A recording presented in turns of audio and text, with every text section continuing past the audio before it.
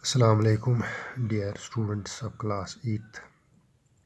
Dear students, in the previous video we discussed the water pollution, what are the sources of water pollution, and today in this video we will try to understand what are the different consequences of water pollution, what happens if the water is polluted.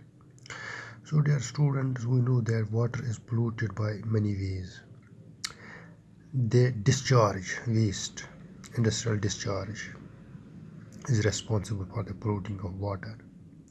Similarly, the discharge sewage from our homes also also contaminates the water, also pollute the water.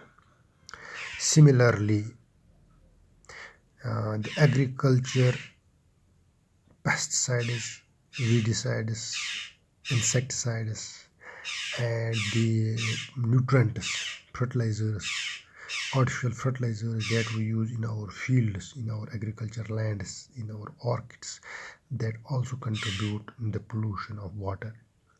So dear students, when we spray any chemical or when we use any fertilizer in the fields, if we use it excess quantity, beyond the quantity that the plant is required, that the agriculture crop is required, this excess nutrients may be drained into the nearby water bodies when the rainfall occurs, and during when these excess nutrients reach the nearby water body, in the water body there is a plant species called as algae.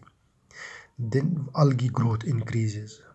When the large number of algae flourishes, this process called as eutrophication in lakes.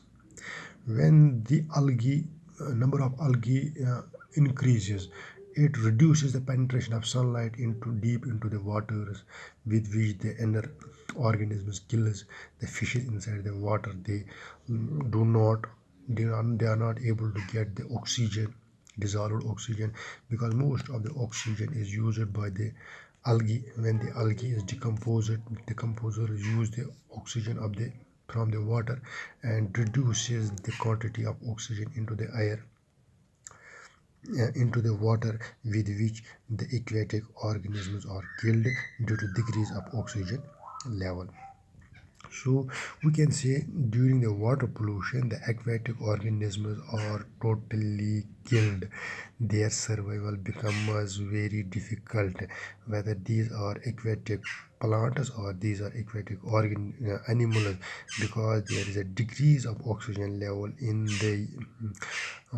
the water body due to flourishing of these algae. These algae flourish, these algae become more and more due to excessive fertilizers and chemicals used in the agriculture fields. Similarly, there are some the untreated sewage which is thrown into the rivers. It contains microorganisms, detergents, etc. This pollute the water and contains some pathogens like bacteria, virus, and fungi, parasites, which may cause some of the waterborne diseases like cholera, typhoid, and jaundice. These diseases may